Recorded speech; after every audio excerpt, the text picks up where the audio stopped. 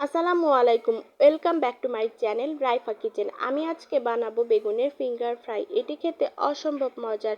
আপনারা চাইলে খুব সহজেই বিকালের ঝটপট নাস্তায় এটি তৈরি করতে পারেন। এর জন্য প্রথমে লাগছে আমাদের বেগুনটাকে আমি লম্বালম্বি করে কেটে নিয়েছি। এরপর লাগছে পরিমাণ মতো ময়দার ভিতরে দিয়ে দিব 1 টেবিল চামচ লাল মরিচের গুঁড়া ও স্বাদ মতো লবণ। এরপর এটিকে সুন্দর মতো মিশাতে থাকবো।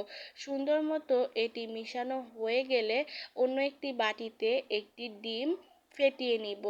ডিমটা ফেটানো হয়ে গেলে এর ভিতরে দিয়ে দিব স্বাদ মতো লবণ ও পরিমাণ মতো চিলি ফ্লেক্সটা আমি বাসায় তৈরি করে নিয়েছি। আপনারা চাইলে বাসায় তৈরি করে নিতে পারেন। এরপর কেটে রাখা লম্বালম্বি বেগুনগুলোকে আমি মশলা মাখানো ময়দার ভিতরে সুন্দর মতো উল্টিয়ে পাল্টিয়ে কোটিং করে নিব। সুন্দর মতো কোটিং করা হয়ে গেলে এটি ডিমের মিশ্রণের ভিতরে আরও একবার চুবিয়ে উল্টিয়ে পাল্টিয়ে সুন্দর মতো কোটিং করতে হবে।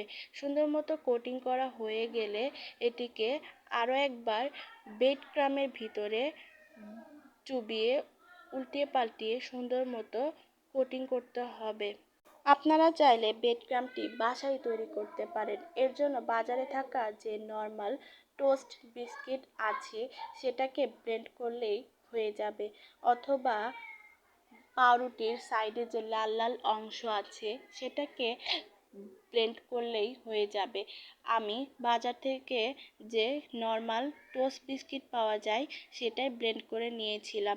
এভাবে আমি একের পর এক সবগুলো বেগুনকে কোটিং করতে থাকবো। কোটিং করা হয়ে গেলে আমি চলে যাব কড়াইটাকে আমি গরম বসিয়ে দিয়েছিলাম। কড়াইটা গরম হয়ে এলে এর ভিতরে দিয়ে দিব পরিমাণ মতো সয়াবিন তেল। এরপর কোটিং করে রাখা বেগুনগুলোকে আমি দিয়ে দিব তেলের ভিতরে। এ সময় চুলার আঁচ একদম লোতে রাখতে হবে।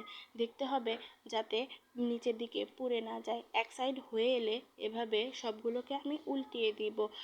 এইভাবে আমি 2 থেকে 3 মিনিট ভাজতে থাকবো। এরকম লাল লাল হয়ে এলে এটিকে নামিয়ে ফেলবো। এটি সিদ্ধ হতে বেশিক্ষণ লাগবে না। এই রেসিপিটি অসম্ভব মজার। আপনারা একবার হলেও বাড়িতে ট্রাই করবেন। আমার রেসিপিটি ভালো লাগলে আমার চ্যানেলটি সাবস্ক্রাইব করতে ভুলবেন না। Thank you.